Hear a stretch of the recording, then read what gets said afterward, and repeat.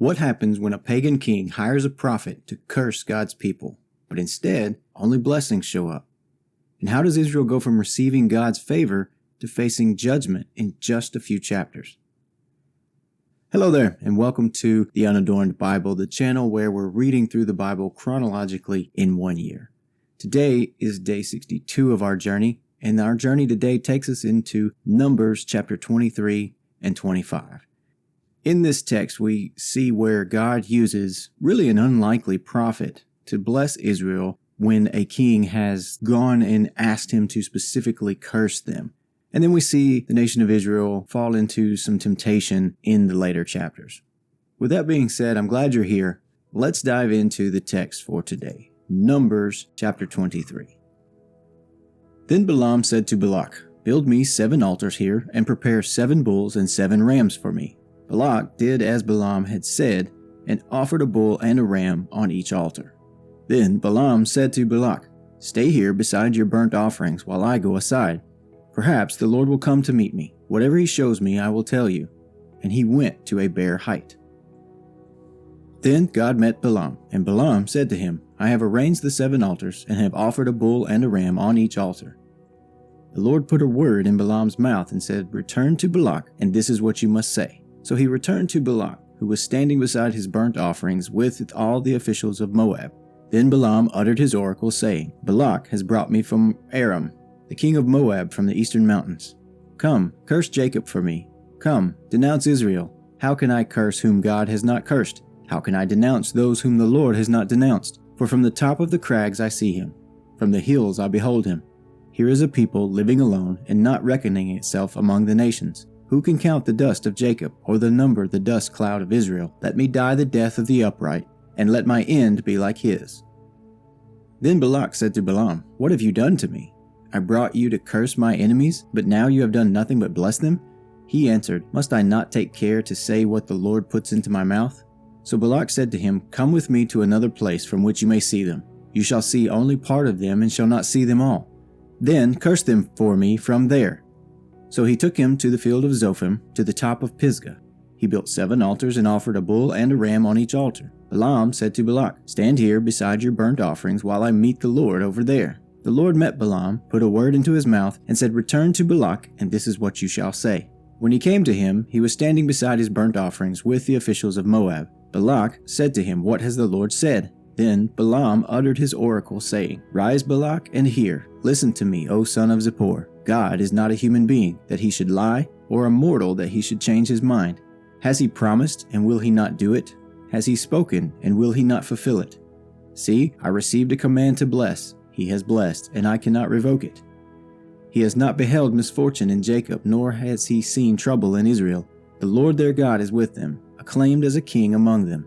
God, who brings them out of Egypt, is like the horns of a wild ox for them. Surely there is no enchantment against Jacob, no divination against Israel. Now it shall be said of Jacob and Israel, see what God has done. Look, a people rising up like a lioness and rousing itself like a lion. It does not lie down until it has eaten the prey and drunk the blood of the slain." Then Balak said to Balaam, "Do not curse them at all, and do not bless them at all." But Balaam answered Balak, "Did I not speak to you, saying, whatever the Lord says, that is what I must do?" So Balak said to Balaam, "Come now, I will take you to another place. Perhaps it will please God that you may curse them for me from there." So Balak took Balaam to the top of Peor, which overlooks the wasteland. Balaam said to Balak, "Build me 7 altars here, and prepare 7 bulls and 7 rams for me." So Balak did as Balaam had said, and offered a bull and a ram on each altar. Chapter 24. Now Balaam saw that it pleased the Lord to bless Israel. So he did not go, as at other times, to look for omens, but set his face toward the wilderness. Balaam looked up and saw Israel camping tribe by tribe. Then the Spirit of God came upon him, and he uttered his oracle, saying, "The oracle of Balaam son of Peor, the oracle of the man whose eye is clear, the oracle of one who hears the words of God, who sees the vision of the Almighty, who falls down but with eyes uncovered. How fair are your tents, O Jacob, your encampments, O Israel. Like palm groves that stretch far away, like gardens beside a river, like aloes that the Lord has planted, like cedar trees beside the waters. Water shall flow from his buckets, and his seed shall have abundant water. His king shall be higher than Agag, and his kingdom shall be exalted. God, who brings him out of Egypt, is like the horns of a wild ox for him. He shall devour the nations that are his foes and break their bones. He shall strike with his arrows. He crouched. He lay down like a lion and like a lioness. Who will rouse him up? Blessed is everyone who blesses you, and cursed is everyone who curses you. Then Balak's anger was kindled against Balaam, and he struck his hands together. Balak said to Balaam, I summoned you to curse my enemies, but instead you have blessed them these 3 times. Now be off with you, go home. I said, I will reward you richly, but the Lord has denied you any reward. And Balaam said to Balak, Did I not speak to your messengers whom you sent to me, saying, If Balak should give me his house full of silver and gold, I would not be able to go beyond the word of the Lord, to do either good or bad of my own will. What the Lord says, that is what I will say. So now I am going to my people. Let me advise you what this people will do to your people in the days to come. So he uttered his oracle, saying, The oracle of Balaam, son of Peor, the oracle of the man whose eye is clear, the oracle of one who hears the words of God and knows the knowledge of the Most High, who sees the vision of the Almighty, who falls down but with eyes uncovered.